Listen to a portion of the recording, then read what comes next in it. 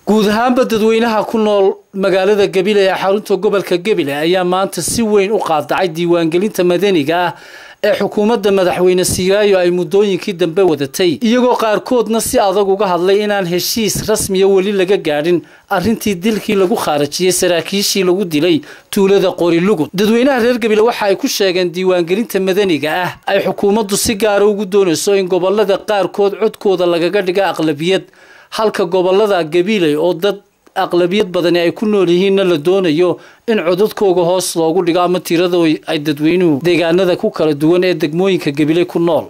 waxay si gaar ah farta ugu fiiqeen in tirada ay wasaaradda arrimaha gudaha ugu tala gashay sanaaduuqda la doonayo in lagu qabto diiwaangelinta madaniga ah ay tahay mid xaaraan ah. dadweynaha reer Gabiley arrintaasi ka hadlaya waxay yiraahdeen waxaan doonayaa ka hadlo arrinkan diiwaangelinta ee la leeyahay waxa laga soo wadaa xukuumadda soo wada la leeyahay waxa la diiwaangelintaas hadaanay sidii loogu talagalay wixii saddexda xisbi qaran ay ku heshiiyeen haddii khadka laga baxo oo wax kale iyo si kale iyo si waxa lagu maqaalaa in gobolada iyo degmooyinka la doonayo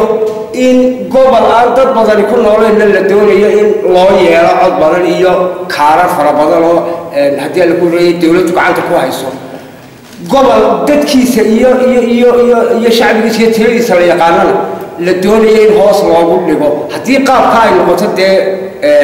diiwaangelintu naloo keenay laakiin diiwaangelinta gobolka dhan ee Gabiley in populationkiisu intuu leeyahay la yaqaan leeyahay 10 sano laba sanduuq oo Arabsiya laba sanduuq oo Gabiley laba sanduuq oo Lebanon laba sanduuq oo Wajala iyo sanduuq kala bayr iyo laba sanduuq oo Agabar nooc aqli gal ah population kalena u dhexfiiqsan yahay haddii aad Gabiley soo gashay deegaankeeda aqalba ku xiga miyi magaalo marka ma laga bogan karaa ama qofku ma iman kara marka waxaan arkayaa qas iyo ribshad lagu wado gobolka maanta waxaan doonayaa inaan ka hadlo arrimaha diiwaangelinta ee lagu soo foodalay oo dadka intooda badan ay aad uga soo horjeedaan marka anuga shakhsi ahaan waxaa ka mid ahaa shaqaalihii loogu talagalay inay ka shaqeeyaan arrimaha diiwaangelinta trainingana u soo qaatay muddada 7 cishana u joogay magaalada Hargeysa marka kolley systemka in badan baa lagu soo tababaray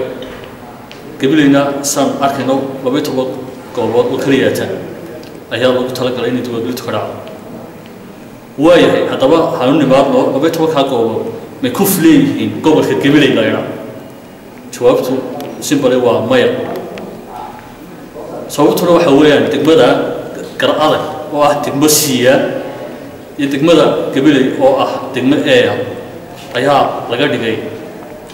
goobo isku mid ah ka dhalinyaro ahaan waxaan leenahay haddii aan dhalinyadii u dhalatay gobolka Gabiley waxaanu ka warhaynay tirada ku nool gobolka Gabiley weligeedba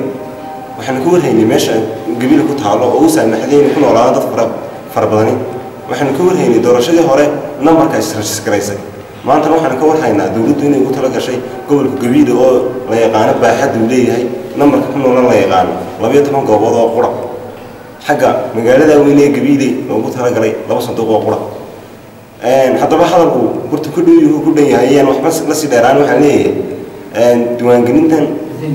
madaniga waan diidanahay sababtan ku diidanahay wax kala ma aha waxaan u aragnaa inay tahay mid dad gaari ay tunka ku wataan oo doonayaan qofkii doonaan inay rasiqreeyaan qofkii doonaan inay diidaan waxaan dhalinyarta deegan gobolka Gabiley waxaan si dhab ah cadeynaya anagoo ka mid ah dhalinyarada gobolka Gabiley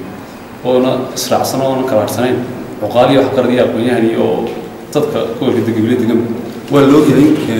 gobolka Gabiley population ku nool aad iyo aad u tiro badan yahay anagoo si dhab ah isku dhacsan waxaan cadeynaa inaan qaadacnay diiwaangelinta madaniga oo aan ogolayn fikirka ay wataan dadka xukuumadda maamulayaan oo noognaho cid kastaana la iska dhatirmaayo mana ogolina diiwaangelinta anigu Cabdilaahi Maxamed Ibrahim Jiil kuna hadlaya dadweynaha degmada Gabiley gobolka Gabiley haddii aan ka warramo diiwaangelinta madaniga gobolkani nation moorta dad badan baa ku nool oo ka badan ciiddii camaar marka waxa weeye in gobollada kale sanaaduuq badanna la siiyo gobolkan gabileyna 2 sanduuq oo geliya la siiyo oo waxaan suurtagal ahayn marka waxaan leenahay anagu haddii aan nahay gobolkan gabiley diiwaangelinta waxaanu leenahay ama sanaaduuqda 2 sanduuq baa la siiyey gobolladii kale waxaa la siiyey dhowr iyo 10 sanduuq markaa waxaan leenahay anagu waanu qaadacnaba tootaliba waa ayaan dar in xukuumadda gobolka ay ka soo baxday ee codka ay ka heshay 57% in ay maanta tiraa waxaan geynayaa gobolka gabiley 12 sanduuq haddaan dhalinyarta gobolka gabiley haddii culimadii aqoon-yahankii garaadadii waanu ka soo horjeednaa diiwaangelinta madaniga sababtoo ah gabiley ma aha gobol ay la keeni karo 12 sanduuq ma aha degmada gabiley meel la keeni karo 2 sanduuq sidaa awgeed waxaan aaminsanahay in ay dad gaar ah oo shakhsiyaadi ay doonayaan in ay gobollada qaar ku soo kiciyaan gobollada qaarna ay hoos u dejiyaan magaalada Gabiley ayaa si weyn ay uga muuqataa in dadweynuhu wali ka kacsan yihiin dhacdooyinkii isbarkanaa ee dhawaan ka dhacay magaalada Gabiley. Waa Cabdiraxmaan Hiiraan Harwanaag News Gabiley.